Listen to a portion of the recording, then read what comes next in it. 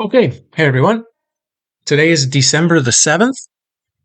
For people who live in the United States, that's an anniversary, and that got me thinking on to something we can talk about with the idea of words and how words and language are actually a big part of the trap.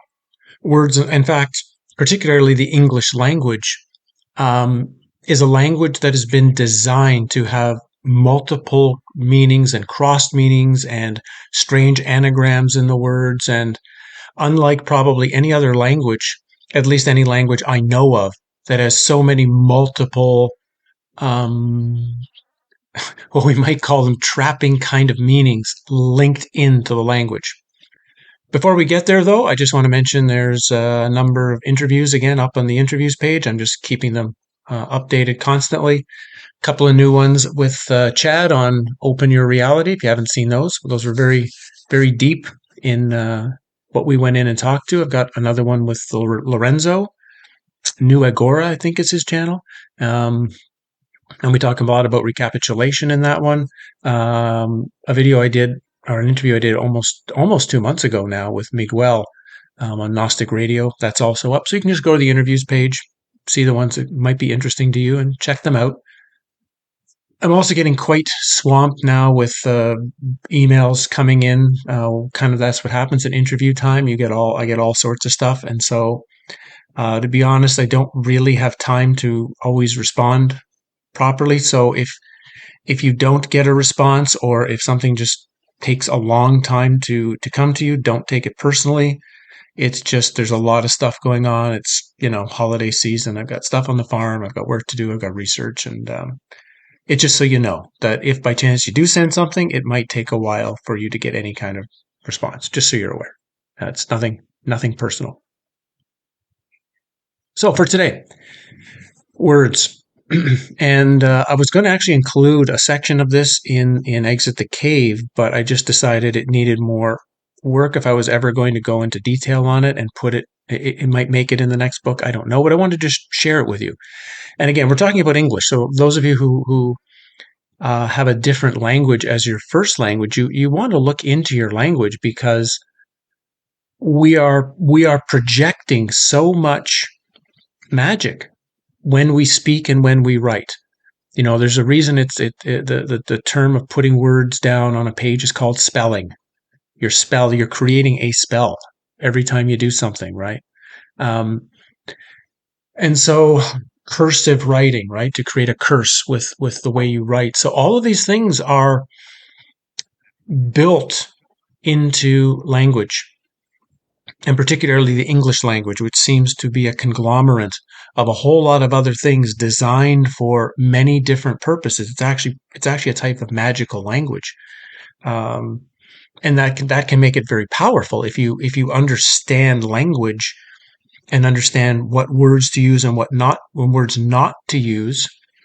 You can actually, just by the way you speak, create power and things around you. If you're oblivious to language and don't know what you're saying, it's one of the reasons people often block themselves out of things occurring, or block themselves out of their own manifestations, is they have a particular manifestation of something in their mind, and as soon as they put it into language, even in their mind, as soon as they put the language into their mind, they've already created the block just with the language to manifesting the betweenness in their mind. It's very so, like, just think of things around a work. Well, just pick a couple of work, and then we'll move on, because I'll move into why I started talking about this for December the 7th. You're dealing with things like the work week. So you're working and you're getting weak, right? It's not W-E-K. Then you have a weekend. So by the end of working, you become weakened. We have things like you have a dead end job. You have to match a deadline. You take a break. You actually break when you take a rest. How about an interview, which it really means to go into someone else? Really, an interview is supposed to be you're seeing the inside of another person. How about the word corporate? When you're in the corporate world, that's corporeal. Corporate is the body. And then we go back to dead end jobs, deadlines. It's already showing that the whole corporate structure is related to the corpse, related to the corporate world, related to death. Even when you say hello, it's an amazing word, right? Because it's hell low. So you're already throwing the word hell into the, why wouldn't we say heaven high when we see somebody at the very least, or paradise you or something, like anything. So when you begin tracking language and how it's been presented, at least if you say the word high, okay, that makes sense. High. It's different than hello, right? And anyway, so it brings me to anniversary, and it brings me to some things around the Christmas season. Just some words I wanted to share. So first we have the word anniversary, because that's what the December 7th uh, Pearl Harbor is about, right? It's an anniversary. An anniversary is a remembering of an event, a particular day. And the word universe means uni, one, verse, turn. It's representative of the divine, representative of the divine geometer who makes the original turn with the compass. You can look into some of these geometrical understandings from the book. Michael Schneider, Beginner's Guide to Constructing the Universe. Terrific book on understanding a simple sacred geometry, sacred mathematics. But it means one turn. It means the original creator of the universe, which we now know as the demiurge, by using mathematics, creates one turn, a universe. So every time, technically, every circle that's made is its own universe. And it's showing that a universe is a closed loop. It's an Ouroboros. It's something that doesn't have a beginning, doesn't have a beginning, doesn't have an end. It's an endless loop. It's a time loop. It never ends. It doesn't break. That's a universe. But then we have an anniversary. So anni means annual. Verse is still turn. It's still a turn. So we're talking about an annual turn, and something that annually comes on the turn, in this case, of the sun, how we track what we think the sun is, whatever, how we mark time from the standpoint of our world. So December 7th would be an anniversary of this, what happened on a particular day. Same thing with your birthday or anything else you might put in as an anniversary. But what's interesting is, of course, say someone's birthday is, I don't know, May 2nd or something. Okay. Well, the May 2nd they were born was May 2nd of a particular day, and that links to like Mayan calendars. A May 2nd of like last year is different than the May 2nd of this year. Those 2 days, because they have two interlocking calendars, and those two interlocking calendars work over a 52-year calendar round. That means the same day does not actually return for 52 years. In their world, an actual anniversary would take 52 years for the same energetic structure of that day to be present. As opposed to us, we're thinking that the May 2nd of last year is the same as the May 2nd of the year before. Well, no.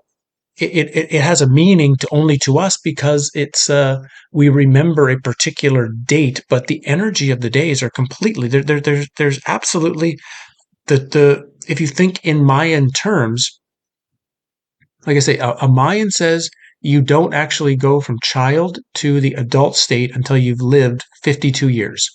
When you have lived 52 years, that means under their system, you have lived one day of the entire 52-year calendar round cycle, which means you've tested the energy of every day in this particular universe, right?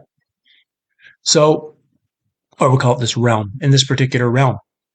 So the idea of an anniversary is kind of in some ways already flawed because it's just a date. It's not even a celestial event.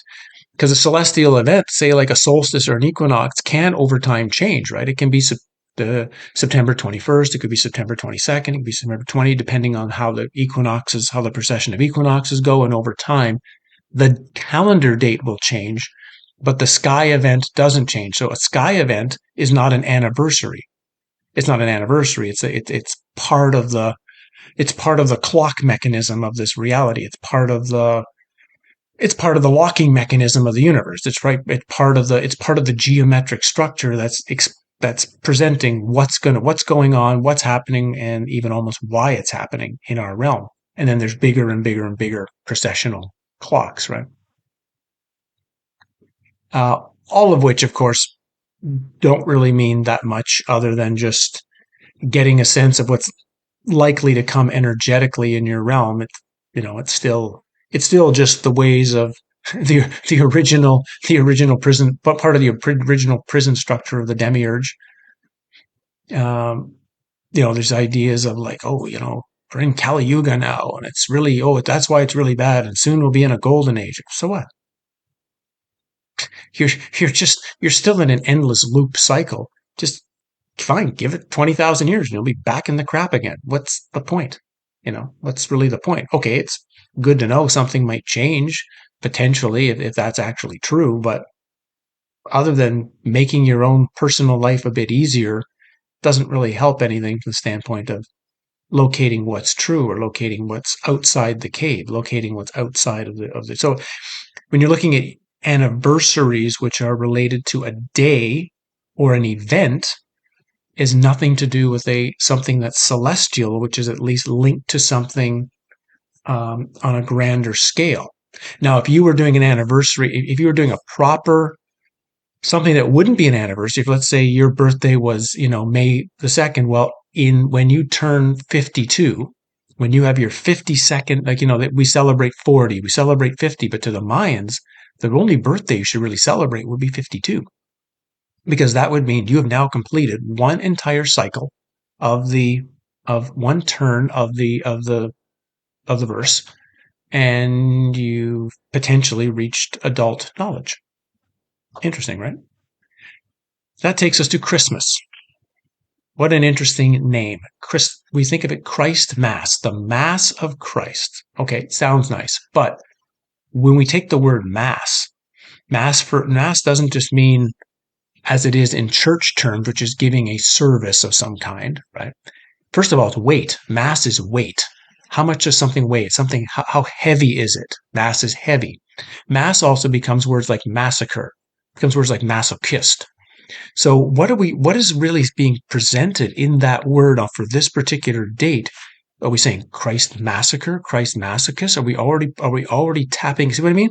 The words have so many potential links, so many potential meanings, and subconsciously, once we've learned all of these connections to mass, as soon as somebody says the word mass, we might think of what it means first on the top of our head, but subconsciously we are connecting all of these other links into the word. And of course, this time period of the year that we're moving into was really about the winter solstice. It was really about the changeover of the end of the old sun. The energy of the old year was dying, and a new year was beginning.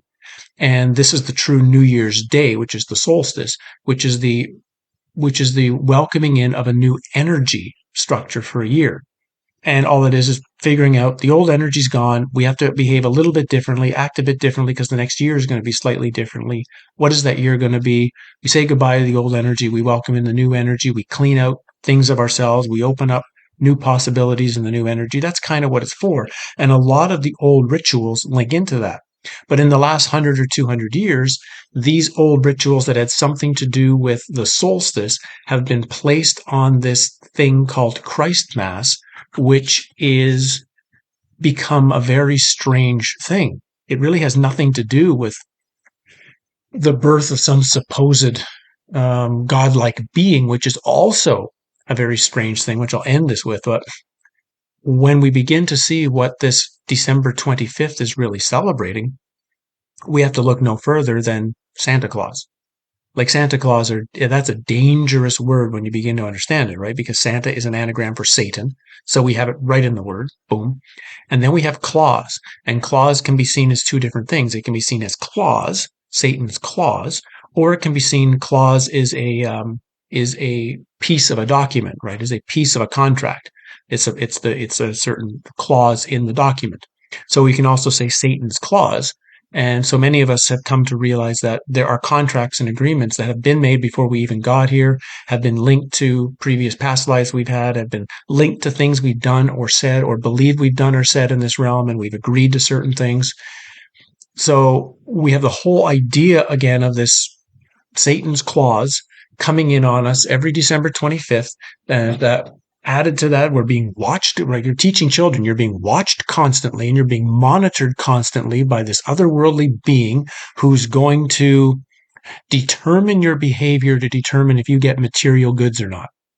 So it's already being this idea being forced into children at a very young age that in order to be successful, you have to have an otherworldly being grant you certain gifts, and the only way you grant the gifts is by being really nice. And the more perfect you can be, the more you follow a particular script that's handed to you, whatever that script is, from your parents, from your boss, from your teachers, from whatever, that you will get some sort of reward based on how you perform. It's already right there. The whole idea of this reward system is being placed into this Christmas idea. And of course, I could go into unbelievable detail of just not only about the Santa figure, which of course is originally coming from an old tradition, Father Christmas, Saint Nicholas, the idea of giving, the idea, in fact, of like the native potlatch from North America, which is the idea of giving your stuff away, um, giving your stuff away just because you want to give it away, not because you're expecting to get anything from it. You're you're just you're showing your trust to the universe that you don't need all this stuff. That and every I don't know what it was, 3, 4, 5 years, particularly of the West Coast natives, the Haida natives. They did this almost every year, where families would just give away everything, all the stuff they had. It'd be gone. They'd give it away to somebody in the village, and then the next day outside their lodge, there would be a whole new amount of stuff just given to them by the rest of the village to replace what they gave away, showing that by giving you'll get everything back. That was part of the original tradition around the New Year's, around the solstice celebration. This got hijacked in a sense to make it this idea of materially you only get depending on how you behave and how you think and what you do, right? Only good little boys and good little girls are going to get something in their stocking. And the whole stocking idea, we've got Christmas trees we could get into. We've got the lights on the Christmas tree, the star on the tree. There is a piece of a lot of the soul trap story is built into our modern Christmas tradition, as is some of the escape routes. There's both in there.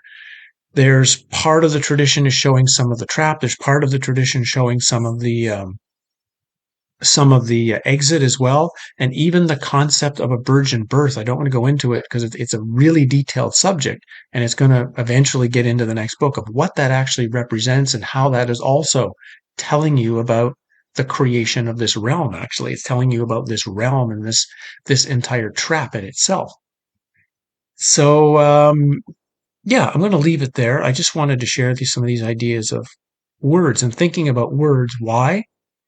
So that you can be more attentive, particularly as you see how words are being used by the sources of information that you're going to see what word are they conscious of their words, what the words are coming to you, is there secondary meanings to it, and more importantly, even when somebody is trying to present things to you just honestly and just fairly, just hey, I went down to the store and bought some milk. Okay. Is there any other meanings in that sentence that subconsciously you might be taking in that you might want to find ways to block the subconscious meanings, and you only want to take in the direct communication that someone wants to give to you? We're kind of stuck the way our world has been set up. We've lost a lot of our telekinetic abilities. We've lost a lot of our, I like to think of sometimes email is really just should just be like etheric mail. We shouldn't. We had like an original etheric mail where you could just think it and send it to somebody. That could be a really good test, actually. If somebody wanted to try out if this whole idea of words and changing the way of having to communicate and making it more of a mental thing. If you've got a friend that you email quite often, you might want to try sending some etheric mail, which would be really cool, which is just in the morning, mentally, one person mentally clicks, do the whole same thing, put up you mentally put in their email address, you mentally put in a subject, you mentally type out something you're going to say to them, you mentally click send, and then in the afternoon, they do the same thing. They mentally read it, what you've sent, they mentally respond to you, and you each take 5 minutes around each of whether it's a sending or what's receiving time. You see, did you receive something from the other person? If so, what was it like? Then send the next morning, that person sends back. The next afternoon, they send back. And you do this for like 3 or 4 days, and then have a discussion with the person and see what were the things you were sending and what did you feel you were receiving? How close were you in because it helps, I think, if it's somebody that you at least know a little bit. That's maybe not like a family member. It's not somebody that you see very often. This would work good with somebody that you know, that you have a connection to, but you're not seeing them on a daily basis or something. So you're truly testing this etheric idea. Like, you wouldn't want to be doing this with your neighbor or somebody you live with. It'd be somebody that's somewhere that you don't see very often. It could be interesting to test the idea of etheric mail. And can we be connected?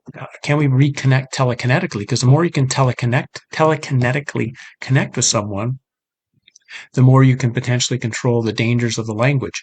And then there's finding, is there a pure language? Like, are there languages that exist that don't have a lot of these negative connotations within the language? Words are very clearly meaning what they are meant to say, and there isn't a whole lot of secondary attachments and hooks into the language itself. The language is clear. Maybe there might be some older native languages or very early languages, like even to get into something like, I would assume, Latin or Greek would also have a lot of these hooks, probably not, obviously not as many as English.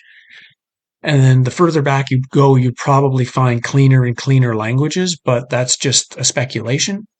For all of you who speak different languages, you might want to look into your language and just see, like, pick some keywords and say, well, what else does that word potentially link to in my language? What other, like, here I live in Norway. I'll give you a really good example of a word that's very strange. The word for woman is, or the word for a man is han, H-A-N. The word for a woman is hun, but the word for a dog is hund with a D. So right away, either time you say the word, you're already clicking into the same thing. It's the same word as woman. And when we have han, which is also becomes the word, a very similar word we can with the word hand. So there are these connections where words are connected to certain things. And why is that? Why have words been chosen even in all these languages? Why have this word mean this? When you add a D or an E or an F to that word, it becomes that. Or they're not necessarily random. Originally, there were reasons that choices were made of connecting sound-alike words. Like I say, I think English was a magically created language. Some have even suggested, like, John Dee and a few others were the ones who may have actually formulated English as we know it for various reasons, and was very careful to choose the language and the structure the modern English we have now has evolved from this idea. But I'm sure you'll find it in other languages, and that would be another thing. Can you find the purest language? Could we find the language that has the least hooks to it? Because then we would be able to communicate, at least on a much more clean energetic level. Subconsciously, there would be so much less that we'd be dealing with. But of course, we would take this extra language, and of course, it takes a long time to deal with another language directly in the language, like to think in the language. Normally, you hear the language, you translate it internally to what you know. So as soon as you bring one sentence in from another language, you just translate it into your own language, and right away you're bringing in automatically all the underlying subconscious connections to the language itself when you make the change. So it would take a while to find this pure language, learn the pure language, and learn it to such an extent that we don't need to translate it back into our own language, that we can live and think in this more pure language. And maybe that's a real good example of part of the trap, part of the sinking into this realm, is that the more and more English becomes the standard language of this world, the more and more we're sinking into the hooks and the traps of the deception. Perhaps the more we can find a more pure language and start communicating in that language, we already start pulling ourselves out of some of the traps. Anyway, that's where all this came from today. Again, interviews are below. You can check it out. Always grateful for, people who want to have one of the books, and I'm grateful for those of you buying them. I guess they should start arriving for some of you soon. I guess it takes 2 or 3 weeks sometimes to buy them and get them. So it'd be great for those who bought print versions. I'm still waiting for mine. I don't have my print versions of my own book yet. I'm still waiting for them to show up. And thanks for that. Thanks for watching the videos, and for your own journey, for doing what you need to do, for taking the information that people like myself are giving, and filtering it through your own viewpoint, filtering it through, again, not believing what any of us say, taking it for granted, not taking it for granted, and just saying, what does that mean? What does that mean for me? What does it mean to my experience? Because it's all about you, right? It's all about you and your own journey, not mine or someone else's. It's yours. And we're just pieces of a puzzle that might help you. That's all. So thanks for being here. Thanks for joining. And we will see you again in a week or two. I'll try to get one out before the solstice. Cheers.